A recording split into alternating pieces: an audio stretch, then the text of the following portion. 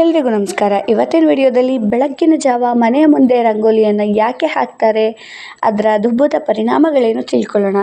ನಮ್ಮ ಭಾರತೀಯ ಸಂಪ್ರದಾಯದಲ್ಲಿ ಮನೆಯ ಮುಂದೆ ರಂಗೋಲಿ ಹಾಕೋದು ಕೇವಲ ಅಲಂಕಾರಕ್ಕಾಗಿ ಮಾತ್ರವಲ್ಲ, ಅದರ ಹಿಂದೆ ಆಧ್ಯಾತ್ಮಿಕ ಮತ್ತು ವೈಜ್ಞಾನಿಕ ಕಾರಣಗಳು ಇವೆ.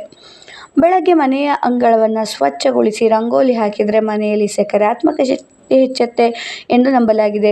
ರಂಗೋಲಿ ಲಕ್ಷ್ಮೀ ದೇವಿಯನ್ನು ಆಕರ್ಷಿಸುವ ಸಂಕೇತವಾಗಿದ್ದು ಮನೆಗೆ ಐಶ್ವರ್ಯ ಮತ್ತು ಶುಭವನ್ನು ತರುತ್ತೆ ಎನ್ನುವ ನಂಬಿಕೆ ಇದೆ. ಹಿಂದಿನ ಕಾಲದಲ್ಲಿ ಅಕ್ಕಿ ಹಿಟ್ಟಿನಿಂದ ರಂಗೋಲಿ ಹಾಕ್ತಿದ್ರು. ಇದರಿಂದ ಇರುವೆಗಳು ಹಾಗೂ ಸಣ್ಣ ಜೀವಿಗಳಿಗೆ ಆಹಾರ ಸಿಗ್ತಿತ್ತು. ಹೀಗಾಗಿ ಇದು ದಯೆ ಮತ್ತು ಪ್ರಕೃತಿಯ ಪ್ರೀತಿಯ ಸಂಕೇತವೂ ಆಗಿದೆ. ರಂಗೋಲಿಯ ಸುಂದರ ವಿನ್ಯಾಸಗಳು ಮನಸ್ಸಿಗೆ ನೆಮ್ಮದಿ ನೀಡುತ್ತೆ. ಪ್ರತಿದಿನ ರಂಗೋಲಿ ಬಿಡಿಸೋದ್ರಿಂದ ಏಕಾಗ್ರತೆ, ಸೃಜನಶೀಲತೆ ಮತ್ತು ಮನಃಶಾಂತಿ ಹೆಚ್ಚಾಗುತ್ತೆ.